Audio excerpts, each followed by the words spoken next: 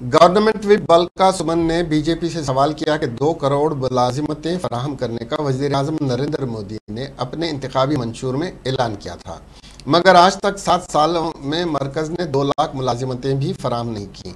मगर बीजेपी कायदीन अपनी नाकामियों को पसे-पुश्त डालते हुए रियासत तेलंगाना की हुकूमत पर बेबुनियाद इल्ज़ामात आयद करते हुए बेरोज़गार नौजवानों को मुलाजिमत फराहम न करने का इल्ज़ाम आयद कर रहे हैं।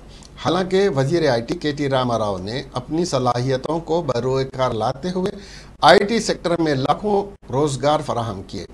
टीआरएस हुकूमत ने न सिर्फ हज़ारों सरकारी तकर्रुरात फराहम किए बल्कि मज़ीद सरकारी तकर्रुरात के लिए एलामिया जारी किया। बल्का सुमन मीडिया से बात करते हुए बीजेपी कायदीन पर इल्ज़ाम आयद किया कि वो केसीआर ख़ानदान पर गैर पार्लिमानी अल्फाज के ज़रिए हमला करते हुए अपनी बदअखलाक़ी का मुज़ाहरा कर रहे हैं। बल्का सुमन बीजेपी कायदीन को मुतमना किया कि वो अपने हुदूद में रहें, वरना टीआरएस कारकुनों के सब्र का पैमाना लबरेज हो जाएगा तो उस पर कंट्रोल करना मुश्किल होगा। भारतीय जनता पार्टी నాయకులకు ఉద్యోగాల విషయంలో అవగాహన లేదు। వాళ్ళు ఏంటంటే ప్రతి ఒక్క అంశంలో ఏదో చిల్లర రాజకీయం చేయడం ద్వారా భవిష్యత్తులో 4 ఓట్లు వస్తాయి, కొంత మద్దతు దొరుకుతుందని రాజకీయపరమైనటువంటి డ్రామా తప్ప దాంట్లో వాళ్ళకి స్పష్టత లేదు। నెంబర్ 1।